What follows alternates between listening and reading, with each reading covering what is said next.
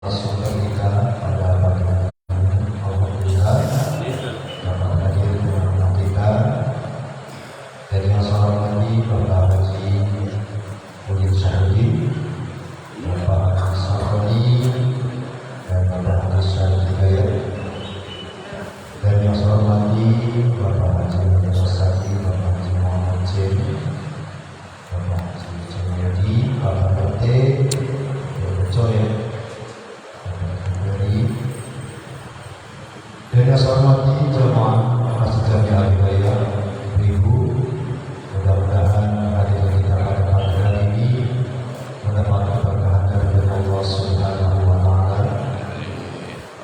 Segala puji bagi Allah Azza wa Jalla yang senantiasa memberikan berbagai macam nikmat kepada kita semua.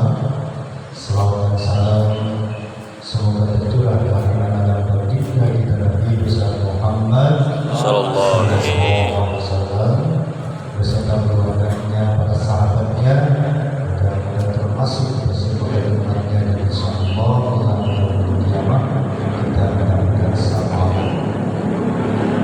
Jemaah yang dirahmati Allah Subhanahu wa Ta'ala, pada pagi hari ini insyaallah kita akan ngaji atau ngaji bersama yang akan disampaikan oleh narasumber kita.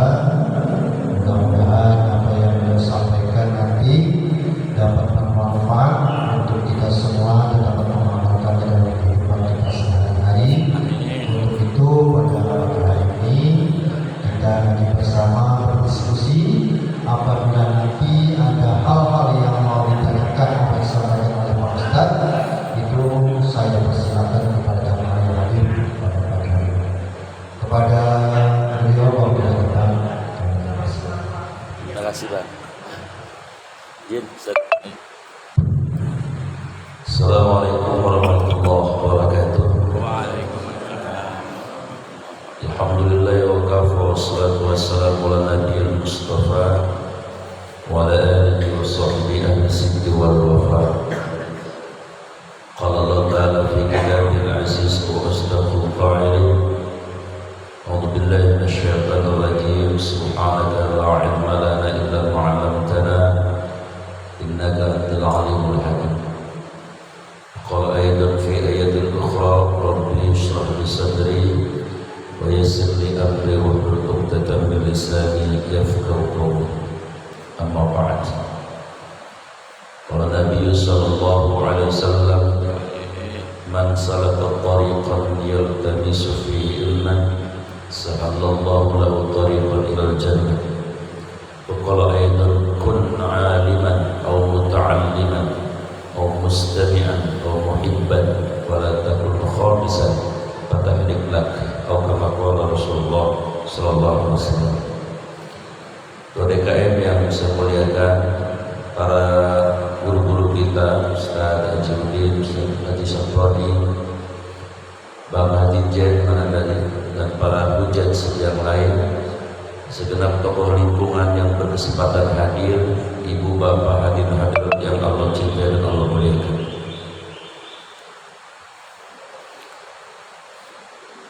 Kita datang di masjid ini setelah subuh taklim itu taufik dari Allah, karena kita pasti punya pilihan yang lain sebetulnya. Bisa ke Taman Kota 2, bisa kemana-mana, tapi kita ngaji dulu. Nah, ini taufik dari Allah. Karena kita memilih hadir di masjid, maka Allah tidak membiarkan, Allah memberikan apresiasi, penghargaan kepada kita melalui sabda nabinya, yaitu hadis Rasulullah sallallahu alaihi wasallam yang diriwayatkan oleh Imam Tirmizi. Apa kata Nabi? Man, siapa orang kharaja, keluar, fi talabil ilmi, lalu hadir di majelis ilmu seperti ini, bahwa maka dia fisabilillah, di mata Allah sedang berjihad ilmu, hatta yarji, sampai nanti selesai. Jadi kita nanti ngaji gak nyampe 5 jam ya, tapi pahala jihad ilmunya itu sudah sempurna diberikan buat kita semuanya. Itu lebih mahal dari dunia dan seluruh isinya. Yang kedua, karena kita hadir di sini juga tentu dalam rangka silaturahim. Maka Rasulullah SAW juga bersabda dalam hadis riwayat Imam Tirmidzi juga, ya. Apa kata Nabi? Ya ayyuhan nas, wahai manusia, absus salam, tebarkan salam. Tadi saya sudah salam, Bapak menjawab salam saya. Wa at'imut ta'am, ya, berilah makanan kepada orang-orang yang membutuhkan. Saya yakin di sini ahlinya sedekah semua. Wasilul arham, sambungkan tali silaturahim. Saya kira kita hari ini sedang silaturahim. Wasallul lail wan nasu niyam, dan sholatlah di waktu malam ketika orang sedang tidur. Saya yakin di sini juga ahli tahajud.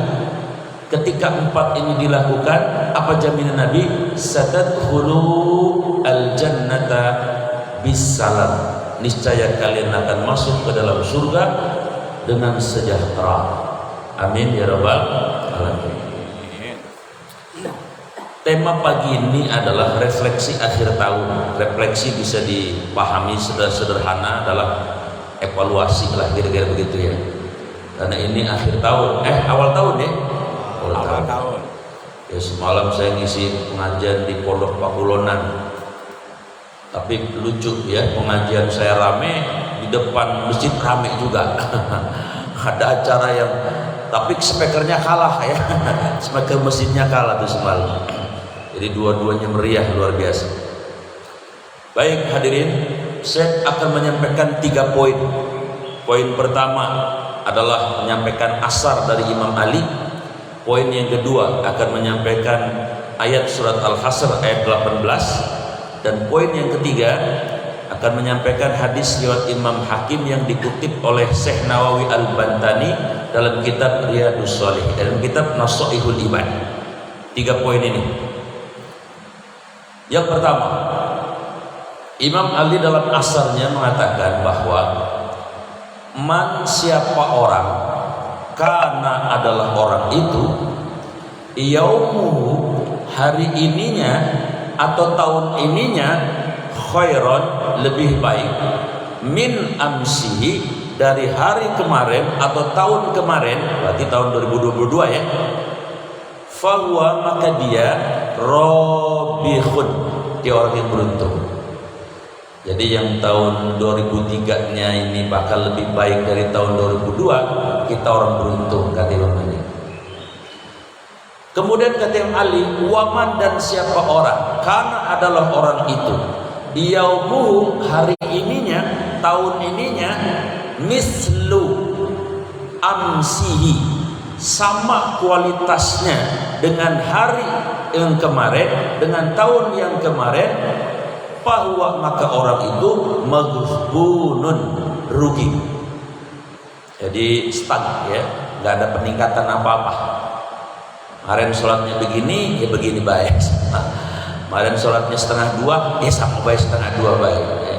Orang Kejaren, orang sini sih, luar biasa mirip.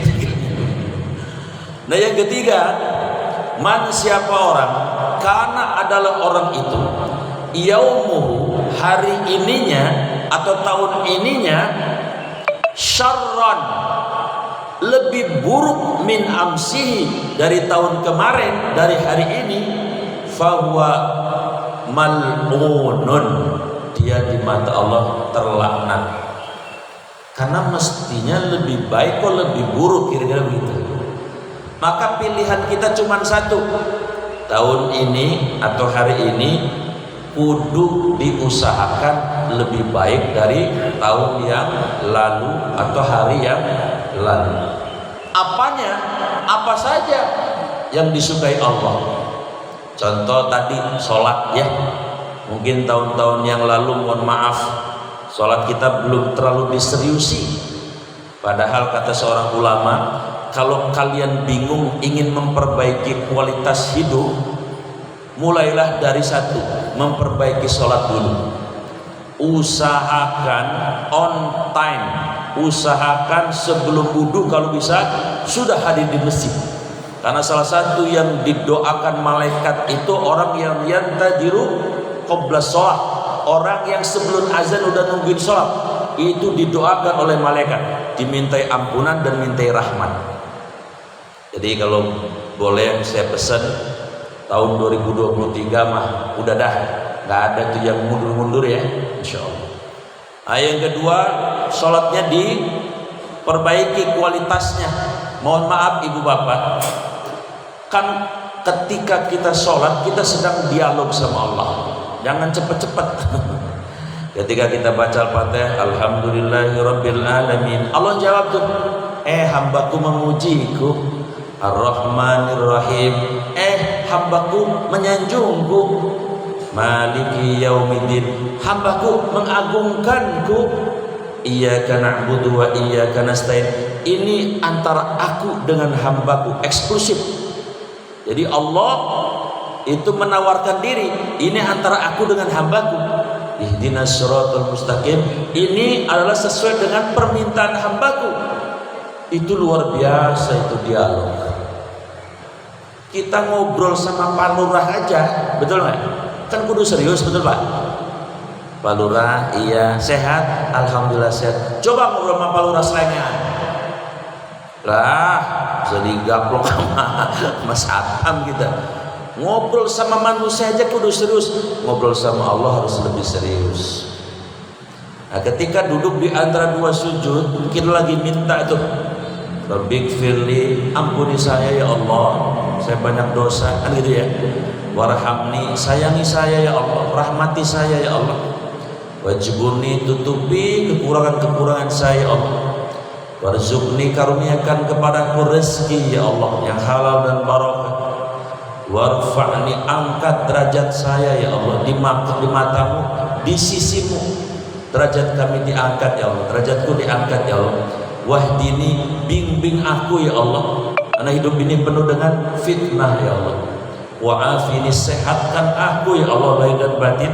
Wa'fu anni, hapuskan kesalahan-kesalahanku ya Allah. Itu 8 permintaan yang luar biasa. Tapi kalau mintanya nggak serius, ya kayak dari malaikat nyatetnya, lu ngomong kok ngegremeng sih. Jadi saya minta 2023 sholat rada-rada serius itu ya. Berarti ini lebih baik dari tahun yang lalu. Poin pertama selesai. Poin kedua, surat Al-Hasr ayat 18. Saya kira nih ayat udah pada ngelotok orang sini ya. Udah pada hafal ya. Saya wakilin aja ya. Bapak Ibu kan tawadu, rendah hati. Saya wakilin baca aja. A'udzubillahi minasyaitonir rajim. Ya ayyuhalladzina amanu taqullaha wal tandur nafsum ma qaddamat lighad. Arti bebasnya, hai orang-orang yang beriman, ittaqullah, bertakwalah kepada Allah ya. Wal tandur nafsun, hendaklah setiap diri kita itu memperhatikan. Apa yang diperhatikan? Semua perbuatan kita ligodin, untuk hari esok, untuk akhirat. Maksudnya jangan asal goblek hidup ini. Kenapa? Kita bakal di akhirat, maksudnya begitu. Nah, ayat ini saya tafsirkan dengan ayat yang lain. Ada 3 tafsirnya ayat ini.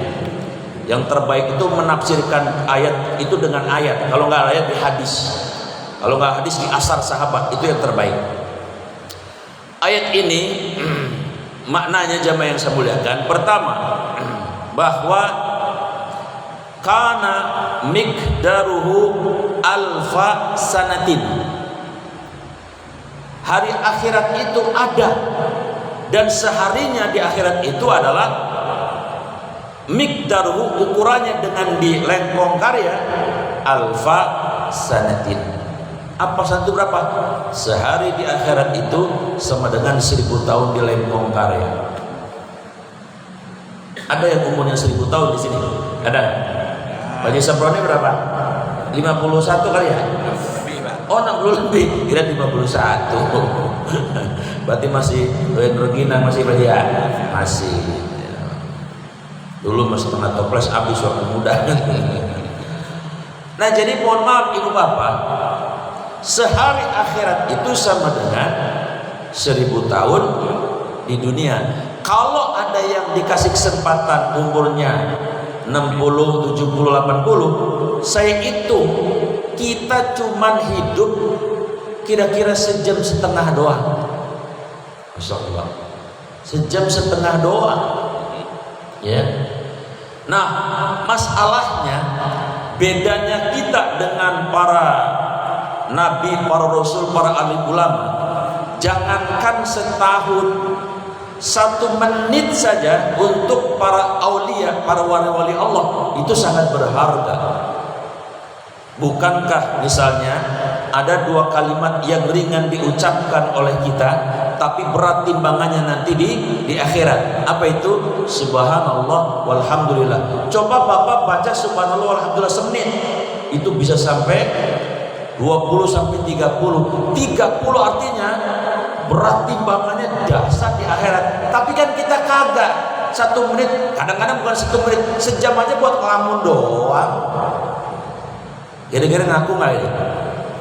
Kadang-kadang buat main WA doang, kira-kira begitu ya. Padahal itu waktu sangat berharga.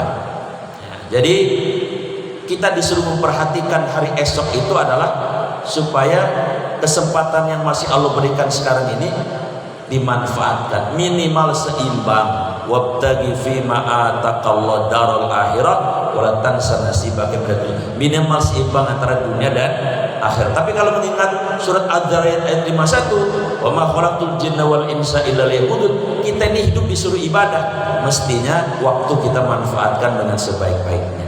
Itu satu. Yang kedua, maknanya adalah di surat Yasin selalu kita baca itu, al-yawma nakhtimu ala afwahihim wa tukallimuna aydihim wa tashhadu arjuluhum bima kanu yaksibun. Kita di dunia ini ngomong masih bebas, bersilat lidah masih bisa, betul tidak?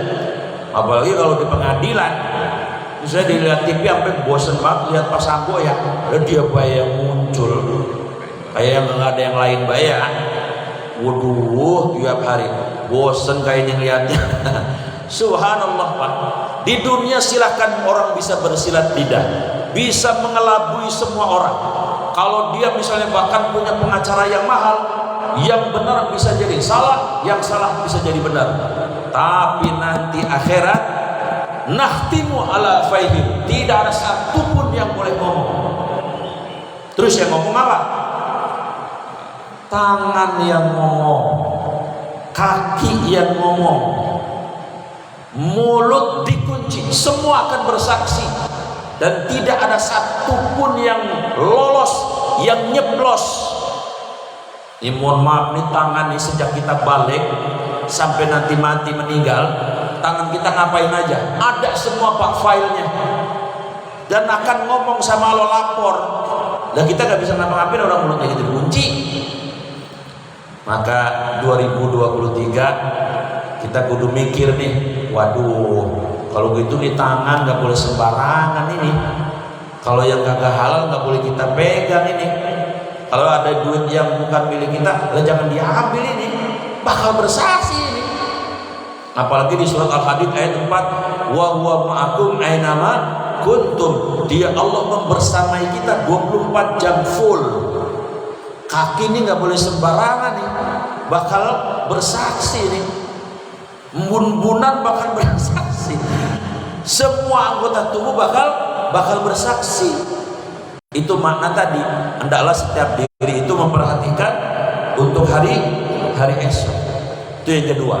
Yang ketiga, apa pengertian wal tangdur nafsum ma qaddamat ligot? Hendaklah setiap diri memperhatikan untuk hari esoknya. Pengertian yang ketiga adalah di surat At-Takatsur ayat terakhir, Allah berfirman apa? Summa, kemudian, la, benar-benar ada taukid di sini. Terus alun, ada taukid lagi ini. Benar-benar akan ditanya anin naim, perihal tentang semua nikmat yang kita sudah rasakan di dunia ini. Asbabun nuzul ayat ini, saya membaca asbabun nuzul di tafsir Ibnu Katsir, menarik. Jadi ceritanya begini Pak, waktu itu lagi paceklik, Nabi juga ngalamin paceklik. Nabi kemudian keluar dari rumah, kemudian ke masjid. Nah ini bedanya kita sama Nabi. kalau ada masalah Nabi ke masjid. Kita kalau ada masalah kemana Mbak Lisa? Kita Kemana? Ya bengong dekat belakang ya, nyengkat doang sana belakang ya. Nabi ke masjid. Allah menakdirkan tidak hanya Nabi yang ke masjid. Sayyidina Abu Bakar, orang paling mulia nomor 2, keluar juga. Tidak hanya Sayyidina Abu Bakar, Sayyidina Umar, yang kata Nabi, kalau ada Nabi setelah wafat yang paling pantas itu Umar. Jadi ini 3 manusia paling mulia di muka bumi keluar. Masalahnya sama, lagi paceklik, ya lapar gitu. Akhirnya Nabi bilang, ayo kita silaturahim yuk. Baik ya Rasul, ke rumah siapa? Ke rumah sahabat Ansor. Ada riwayat menyebutkan rumah itu adalah rumah sahabat Abu Ayyub Al-Ansari. Lalu ketika mereka nyampe di rumah Abu Ayyub Al-Ansari, beliau salam, Assalamualaikum. Tidak ada jawaban. Assalamualaikum, tidak ada jawaban. Assalamualaikum, tidak ada jawaban. Karena 3 kali Nabi salam tidak ada jawaban, Nabi pulang. Ini aturan hukum dalam Islam. Kalau kita jadi tamu datang ke rumah orang, enggak ada salam, enggak ada jawaban 3 kali salam, jangan pagar orang dioyak-oyak. Kalau dioyak-oyak, budek apa lu ya? Gua udah salam 3 kali, enggak boleh. Enggak boleh. Kalau 3 kali salam enggak ada jawaban, pulang kita tamu, enggak boleh maksain. Ya. Karena sebelum tamu naik ke rumah kita, kalau udah naik tuh berlaku hadis, man kana yu'minu billah wal yaumil akhir falyukrim dhaifan.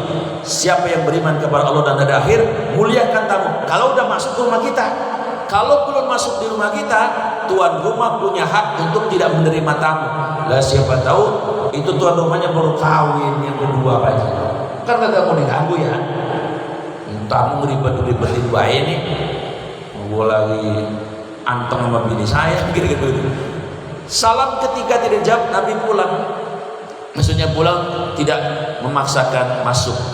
Nah, ketika Nabi baru balik badan, kira-kira baru 3 langkah, dijawab di dalam rumah itu. Tapi yang jawab perempuan. Waalaikumsalam warahmatullahi wabarakatuh. Siapa ya? Nabi jawab dong. Saya siapa? Saya Rasulullah Muhammad SAW. Waduh, kaget itu ibu-ibu.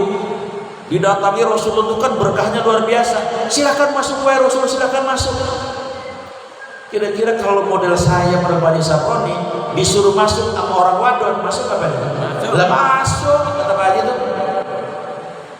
Sempetan kita masuk ini ya, lakinya nggak ada kan gitu ya. Model kayak saya gitu. Nabi malah kagak. Ibu, maaf. Ibu di rumah sama suami? Enggak, suami saya lagi ambil air. Oh, jadi ibu sendiri? Iya. Kalau begitu, saya nungguin suami ibu pulang ya. Ini aturan yang kedua. Kalau orang lanang namu, itu tuan rumahnya lakinya lagi kagak ada, adanya bini doang, enggak boleh haram masuk ke rumah. Itu aturan. Bab kalau kita maksain, fitnah. Wah, ono masuk baik. Pasti dah ada bisik-bisik tetangga.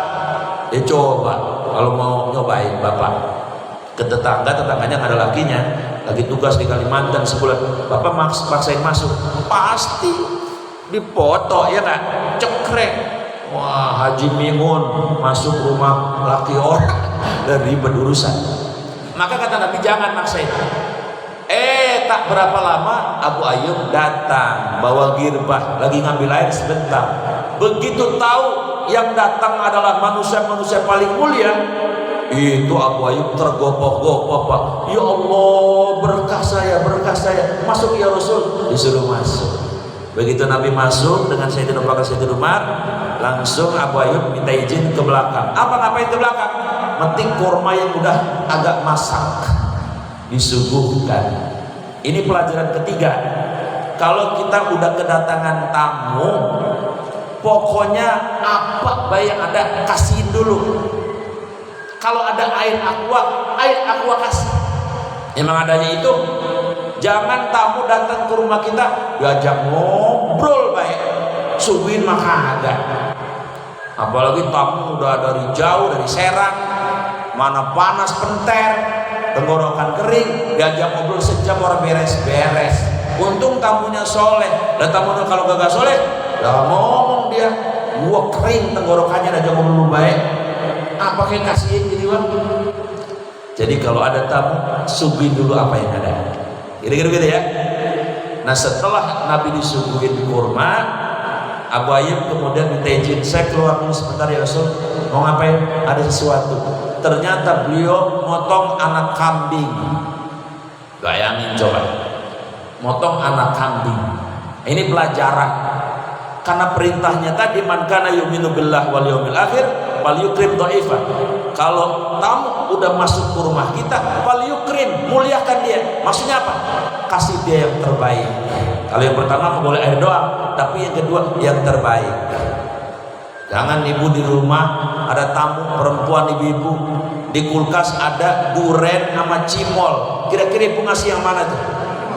Nah, lu kata Pak Jisapuri, cimol habisin katanya, durennya diumpetin. Emang Allah kagak ngeliat? Malaikat juga ngeliat. Kalau malaikat ada mah digetok kepala kita itu. Pelit bener lu. Padahal nanti hadiahnya itu pahalanya makin berkualitas, suguhannya pahalanya makin gede. Kira-kira gitu. Disuguhin Nabi kambing. Orang Arab kan kalau ngolahin kambing cepet tuh, mateng lah kira-kira, singkat cerita ya. Begitu Nabi makan, nikmatnya luar biasa, makan itu lezat. Sayyidina Abu Bakar, Sayyidina Umar makan lezat. Nabi nangis pak. Sayyidina Umar kan peka orangnya. Ya Rasul, lebih ibadat tabki. Kok anda nangis ya Rasul? Kalau kita sedang menikmati hidangan yang lezat. Apa jawab Nabi? Umar, sekarang juga saya sedang dapat wahyu. Apa ya Rasul wahyunya? Yaitu surat At-Takasur tadi. Summa latus'alunna yawma idzin 'anil na'im. Kemudian semua apa yang kita makan, yang kita minum, yang kita pakai, yang kita kendarai, semua yang kita punya sekarang ini, jangan dikira bakal ditanya sama Allah Subhanahu wa taala. Dari mana nikmat itu? Halal apa kagak? Disyukuri apa tidak? Bakal ditanya semua, Pak. Baju yang kita pakai bakal ditanya nanti. Air minum ini bakal ditanya. Ya, alhamdulillah sini air kan halal ya. Ridho buat saya kan? Alhamdulillah. Jadi nanti pertanyaannya cepat ya.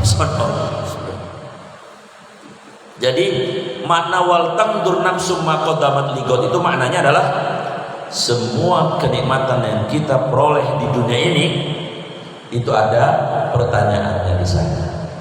Nah, baik, poin kedua selesai. Kan 3 poin ya.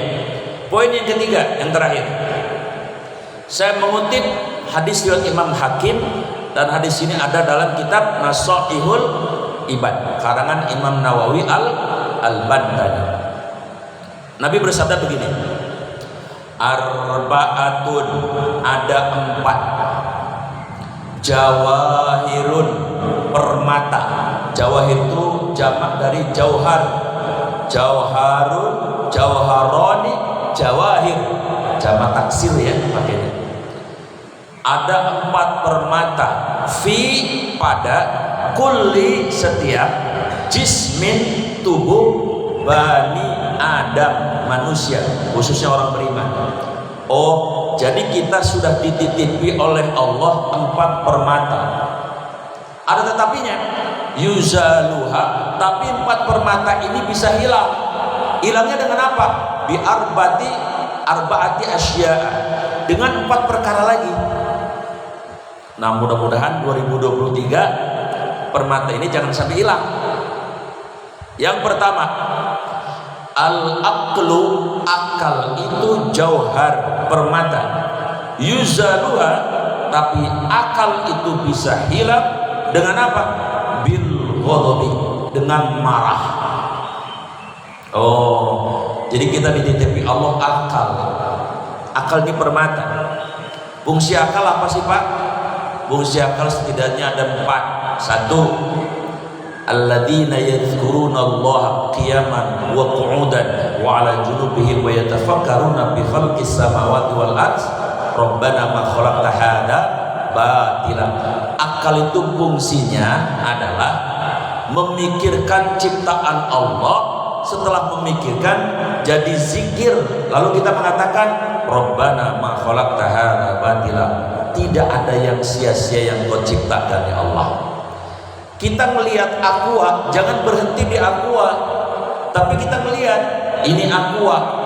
Sebenarnya yang bikin air bukan aqua, yang bikin air adalah Allah. Cuman orang-orang aqua memasukkan air ke botol, dikasih merek, mereknya aqua, dijual-jualin. Padahal aqua nggak bisa bikin air, karena yang bisa bikin air adalah Allah. Maksudnya begitu, memikirkan ciptaan Allah. Nih, semasjid mukanya beda-beda, betul nggak Pak? Mukanya beda nggak? Beda. Ada yang hidungnya kayak Benyamin, ada. Ada yang hidungnya kayak Ida Royani, ada. Masing-masing. Ada yang kulitnya glowing, ada.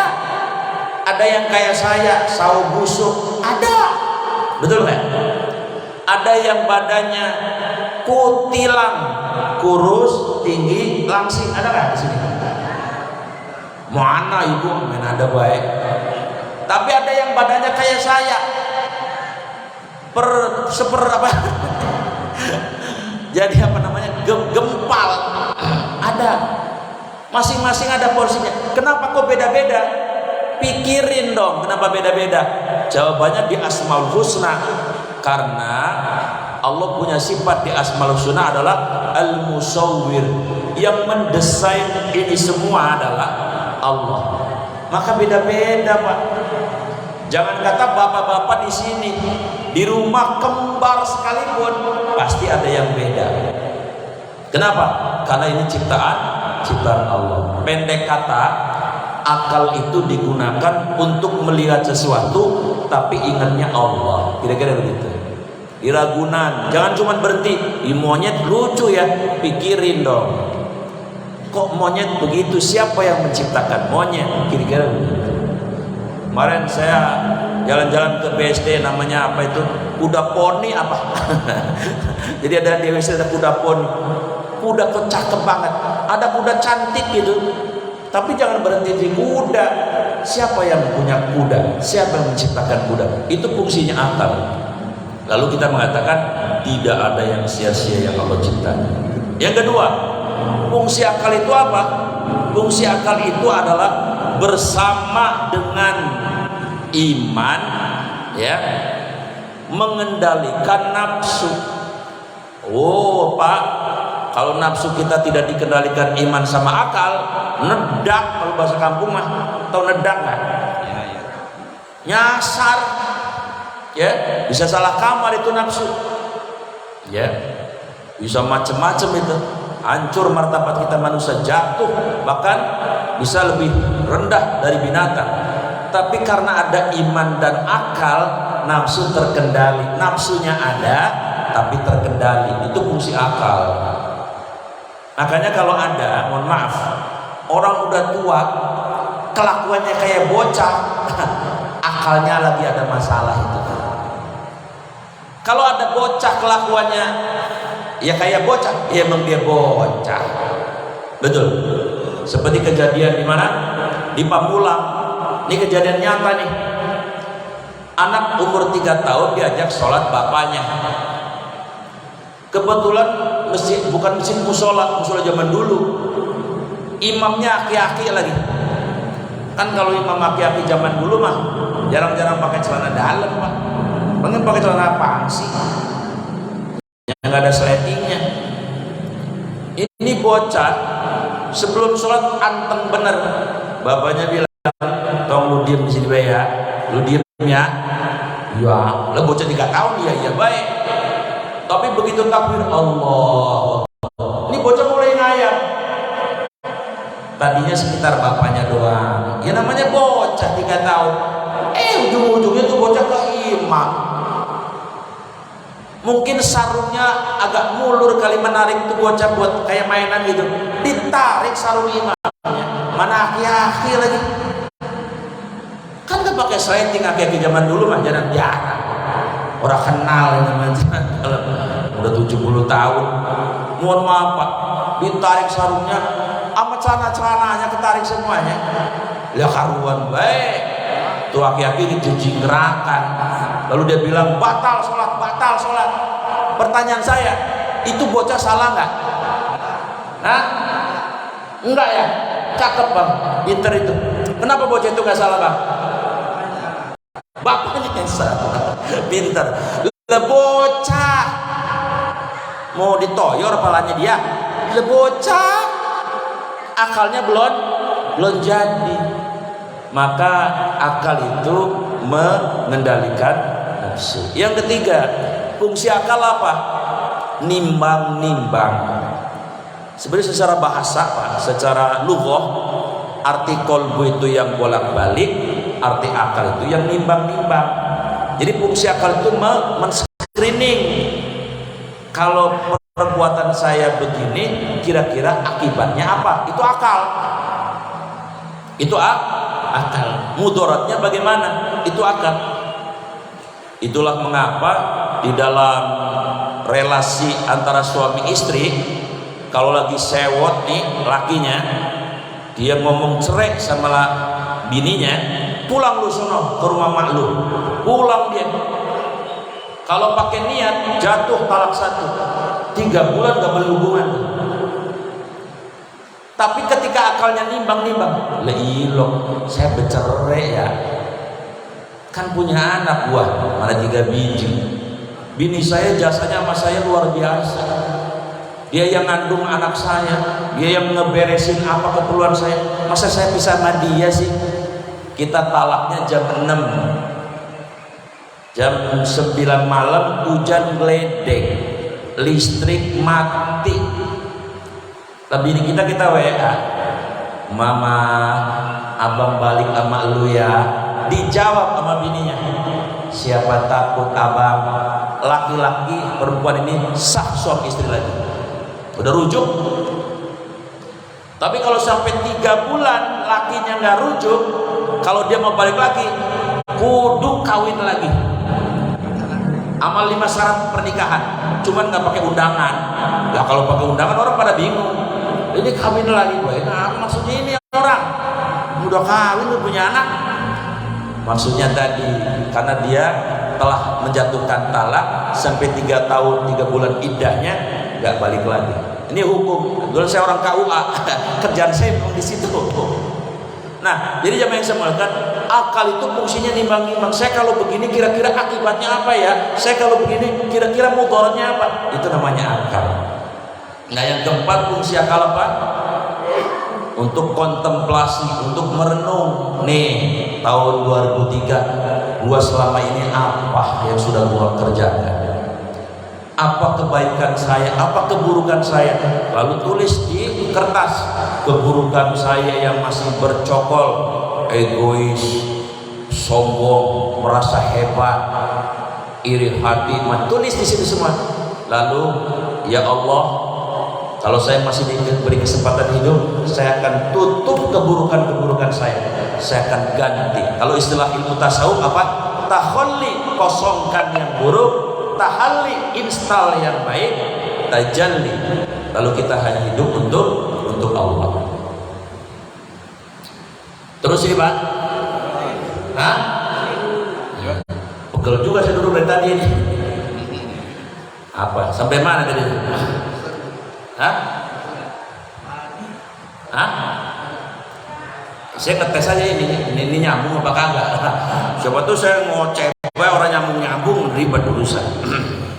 Baik, jadi kita punya permata apa tadi? Akal.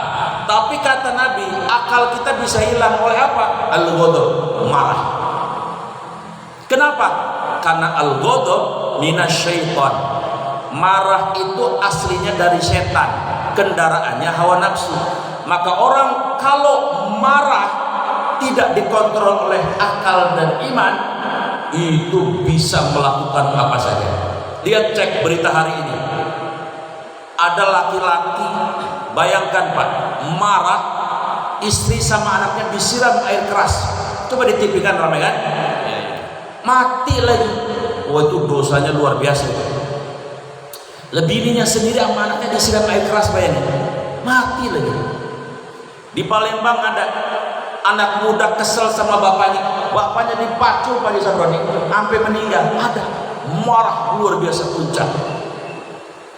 Ada lagi yang kemarin yang di Bekasi itu, lakinya lagi tidur disiram bensin, ya kebakar lah lakinya. Ada yang kemarin baru lahir, anaknya dicekik sama ibu kandungnya karena dia malu. Itu bukan hasil dari pernikahan yang sah. Macam-macam terjadi sekarang. Itu semua adalah dari marah, karena marah dari syaitan. Kalau syaitan sudah memprovokasi, maka kita bisa melakukan apa saja. Makanya ketika orang marah, akalnya hilang. Maka pesan Nabi apa? La taqdor, jangan marah atau tahan marah. La taqdor, jangan marah. La taqdor, jangan marah. Walakal jannah, kamu dapat surga. Sampai surga loh Pak. Ya hadis sahih. Cuman pertanyaannya Ustaz, bagaimana kalau supaya marah saya ini reda?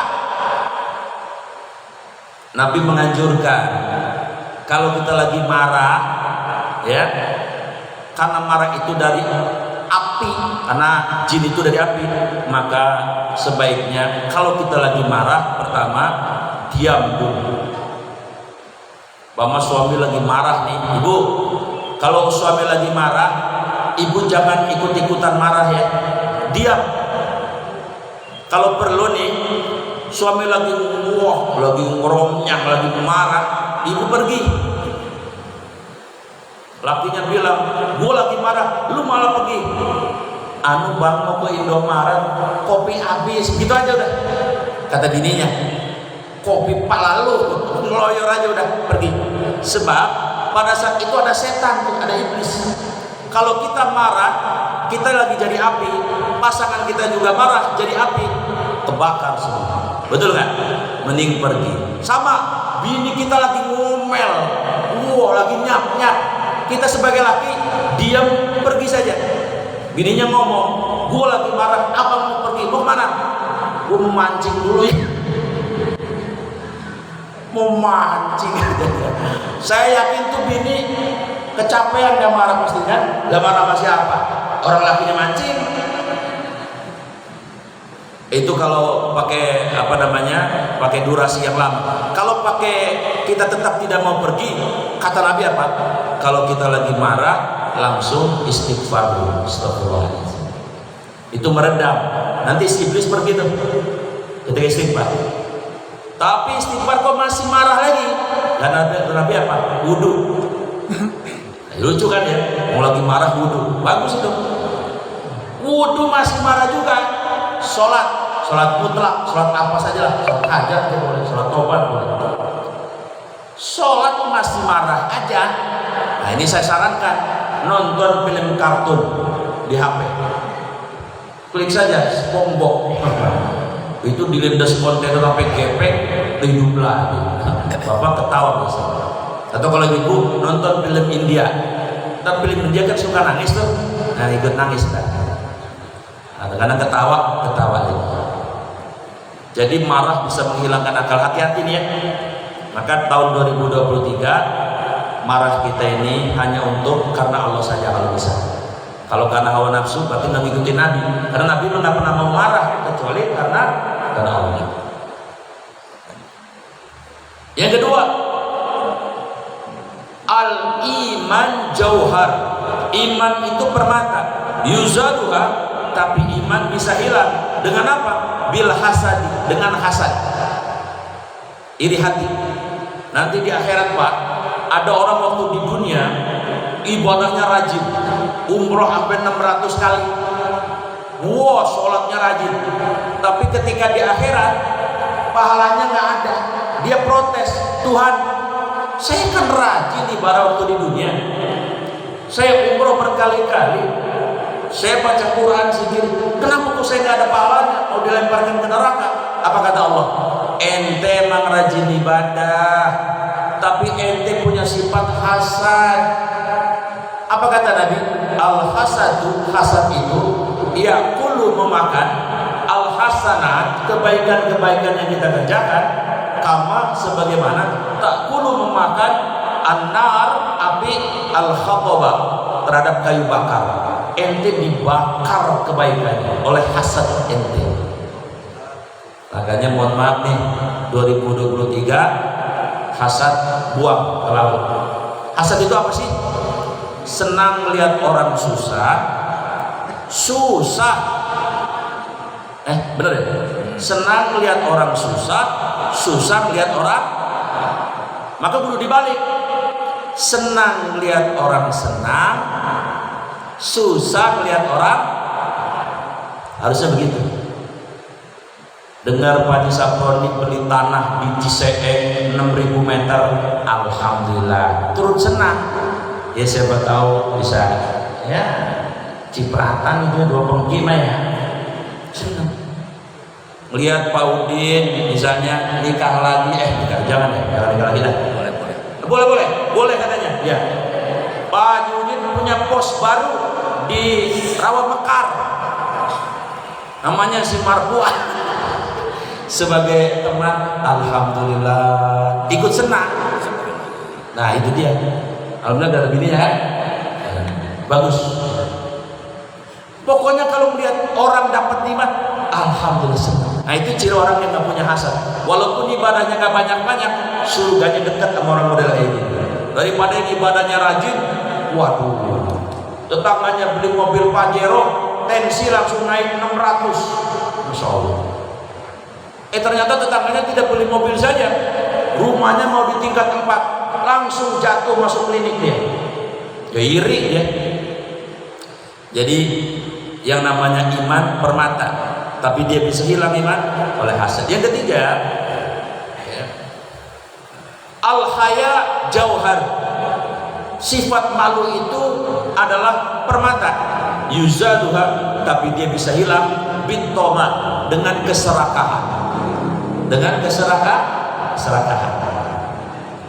Malu yang paling baik sama siapa? Allah dulu. Bu, Pak, saya nanya, itu orang-orang yang korupsi, orang kaya, orang miskin? Kaya, Pak, luar biasa. Kenapa dia korupsi?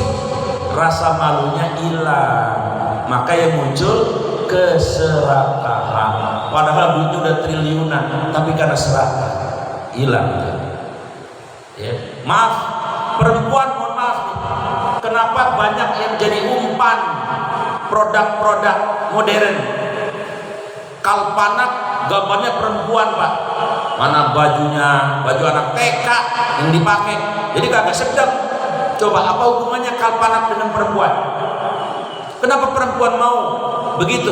Iklan-iklan perempuan yang jadi umpan. Itu perempuan malunya hilang. Yang muncul duit keserakahan. Ini jangan ngomong ya. Saya pernah kondangan di Jelupang dekat rumah saya. Saya kan di Kejaren. Ya emang udah takdir kali ya. Saya kondangan pakai batik, pas lempengan saya panggung. Emang saya dapatnya di situ. Biduan lagi nyanyi. Ampun. Dia kagak kenal saya. Dipanggil-panggil saya Pak Haji. Kurang asem banget.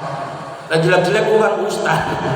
Itu yang pakai peci, yang pakai batik, ayo disuruh nyawer saya baju. Kurang asem banget. Mana bajunya belum jadi. Untung ada yang ngasih tahu, ustaz. Tapi itu hanya dia malu, dia nggak jadi manggilin saya.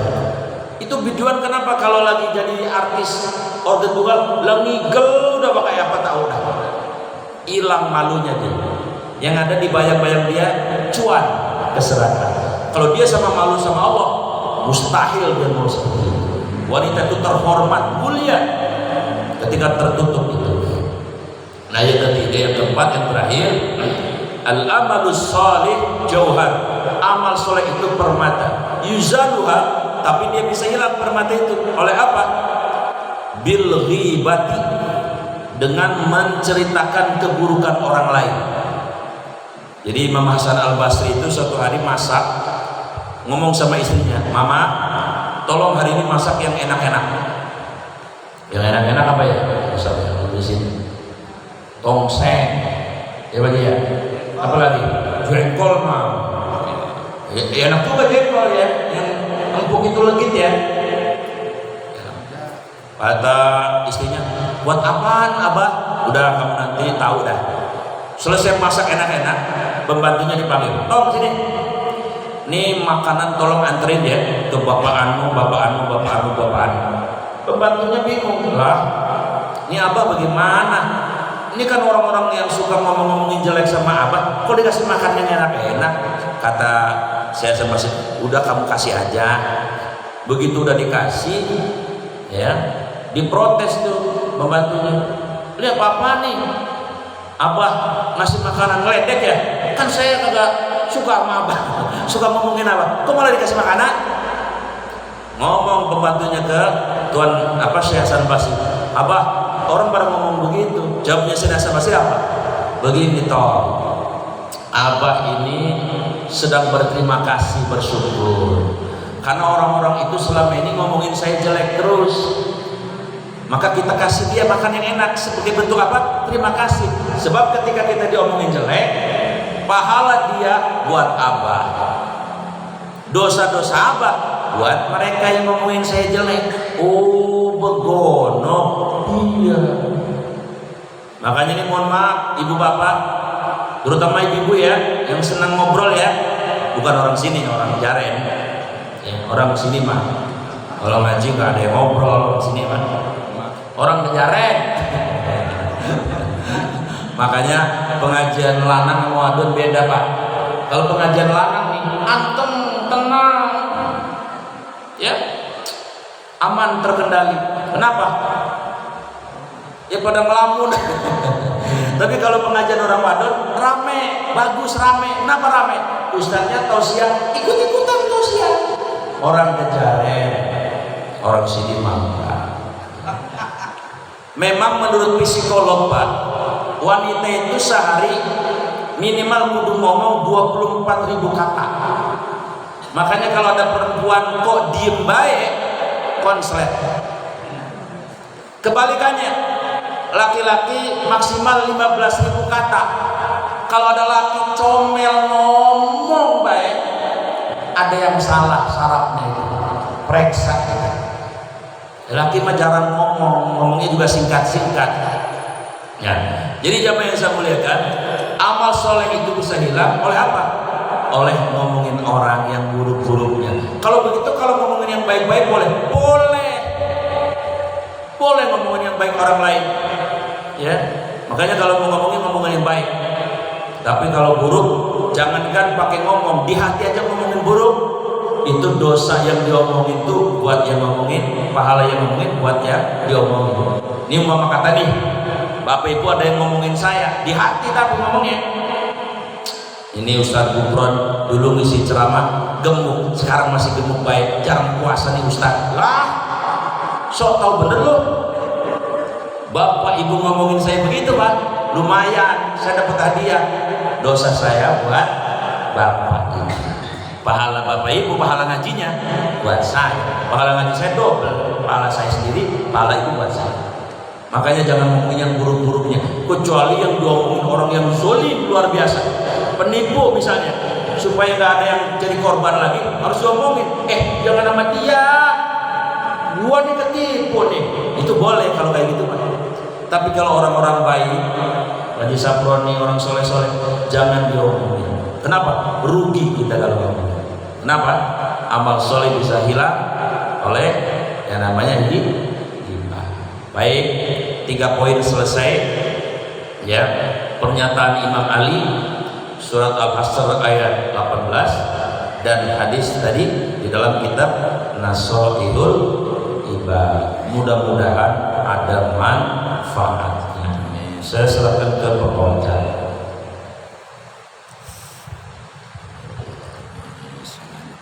Terima kasih. Sebelum pengajian kita tutup, ada 3 poin yang dijabarkan oleh Pak Ustadz. Mungkin dari jamaah yang hadir ada yang perlu dipertanyakan, kami persilakan.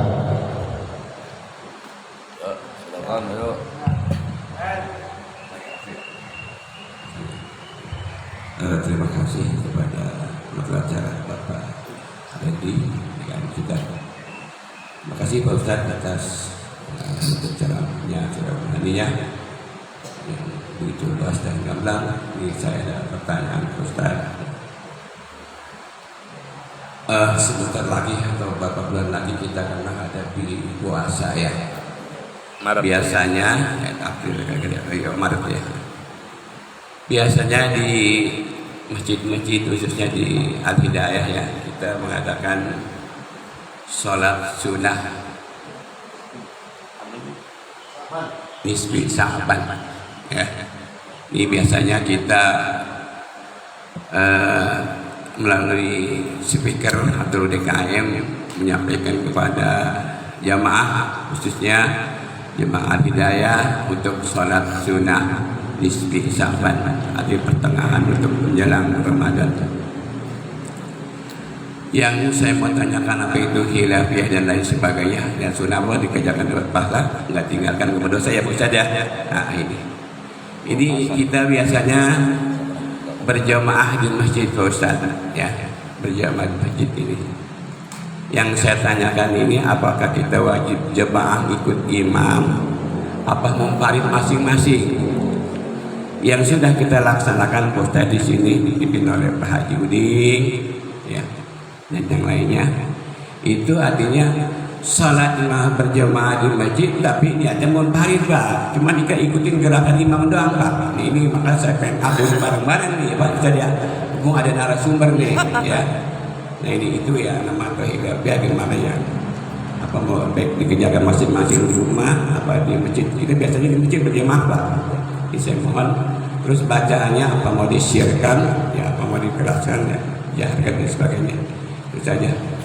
Yang kedua, ini satu pertanyaan ya. Ini ada ya Pak, ini barangkali seperti kejadian ada suami istri karena Bapak dan KUA ya, Kecamatan Serpong. Ketika suaminya pulang, istrinya nggak ada. Ya. Nggak tahu dah kemana ya. Ternyata dia dibawa laki-laki lain. Masya Allah. Ya, nggak pulang-pulang. Apa-apa. Teleponnya juga ini putus, dia nggak tahu. Apa-apa itu. Nah, dibawa laki-laki lain. Tenang berarti dia. Jadi tunggu-tunggu nggak pulang. Kita nggak tahu dah ceritanya. Ya, dia pulang lakinya ke rumahnya. Nah, perempuan tadi lah akhirnya dengan laki-laki yang lain itu dia nikahlah, kita nggak tahu dia punya anak, dia punya anak. Laki-laki juga punya anak lagi. Yang saya tanyakan ini tidak ada surat cerainya sampai dia sudah punya anak, ini bagaimana hukum? Jadi itu saja barangkali ya, semoga pencerahan dari Pak Ustadz kita. Sekian wabillahi taufiq wal hidayah wa minkum. Wassalamualaikum warahmatullahi wabarakatuh.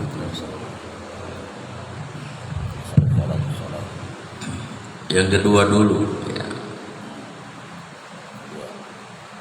Haram hukumnya seorang perempuan menjalin hubungan dengan laki-laki yang lain, apalagi sampai menikah, jika belum ada ya, keputusan yang sharih, yang pasti, yang jelas. Kalau secara agama ada surat, secara negara ada surat cerai. Kalau secara agama memang betul-betul ada kaul ya, talak bain, talak 3. Kalau belum itu dua ada, wanita haram. Bahkan wanita yang cerai secara resmi saja, secara negara resmi, secara agama juga jelas, dia harus menunggu 3 kali suci 3 bulan. Kalau meninggal suaminya 4 bulan 10 hari. Demi untuk apa? Supaya rahim itu tidak tercampur oleh laki-laki yang bukan suaminya yang sah tadi. Nah kalau yang digambarin Pak Haji itu, waduh parah itu Pak Haji. Tapi perlu bukti. Iya, kalau betul-betul terbukti lah itu parah. Parahnya apa? Itu orang laki kagak ngerti juga hukum. Orang wadonya juga nggak ngerti. Dalam urusan perkawinan itu Islam sangat streng, ya, betul-betul harus pasti, harus jelas keputusan cerainya tadi. Itu yang pertama. Yang kedua, sholat nisfu Sya'ban itu memang teknisnya tidak langsung dicontohkan sama Nabi. Kalau tidak langsung dicontohkan sama Nabi, ya, maka boleh menggunakan ijma, kesepakatan para ulama. Misalnya orang NU, ya sudah sepakatnya niatnya munfarid, tapi ngikutin gerakan imam, lah boleh, silahkan, karena itu udah ijma, kesepakatan. Ijma itu namanya kesepakatan, ya. Ini peci nih, itu nggak ada dalilnya. Ada juga misalnya hadis bunyinya inna taqiyata, sesungguhnya peci itu wajibun ala kulli muslimin, sampai budak seriawan nggak ada hadisnya, tapi diijmakan oleh para ulama bahwa adabnya sholat bagi laki-laki pakai peci itu jadi hukum, karena ada kaidah fikih al-adatu muhakkamah. Adat itu kalau disepakati jadi ijma, jadi hukum, minimal hukumnya mubah. Maka tadi sholat tadi sudah benar tuh, silahkan ikut imam gerakannya, tapi niatnya munfarid supaya lebih rapi, begitu Pak Haji? Iya, ya sudah, jawabannya begitu.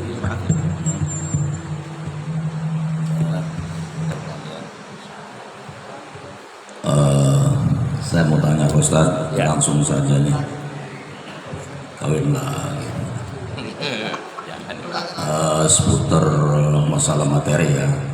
Kalau Pak Haji Saprul kan di luar materi, ya. Pertanyaannya tadi dinyatakan di dalam Al-Quran, ya ayyuhalladzina amanu taqullaha wa la tanzur nafsum ma qaddamat lighad. Ya, itu artinya kita mempersiapkan, bertakwalah kepada Allah untuk mempersiapkan hari esok hari itu. Yang menjadi pertanyaan saya, bagaimana caranya kita istiqomah dalam beribadah? Kedua,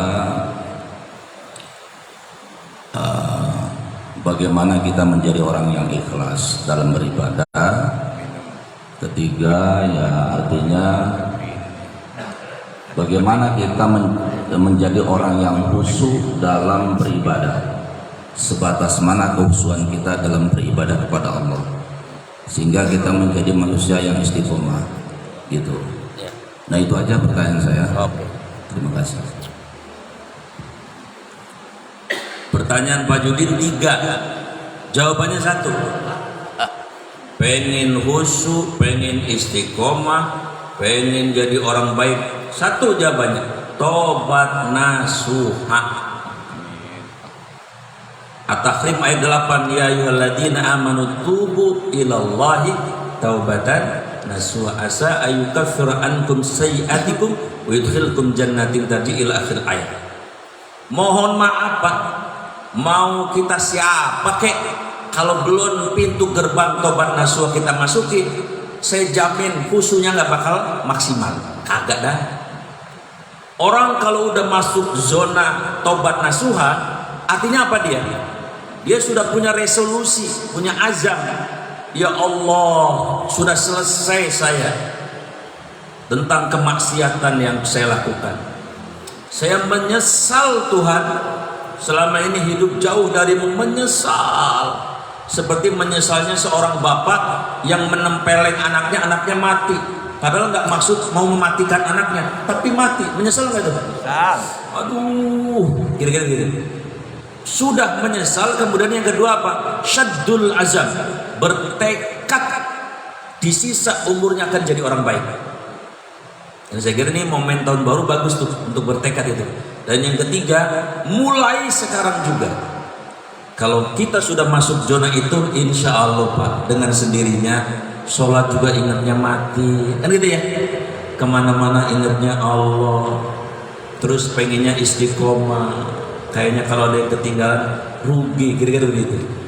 Jadi gitu Pak Haji, mohon maaf ya. Harus pintu gerbangnya dimasukin dulu maksudnya. Yang namanya taubat nasuha. Berarti ada terusan lagi Ustaz? Iya silakan. Ada terusan lagi Ustaz, sedikit lagi. Seseorang melakukan perbuatan dosa, Ya. dia istighfar kepada Allah.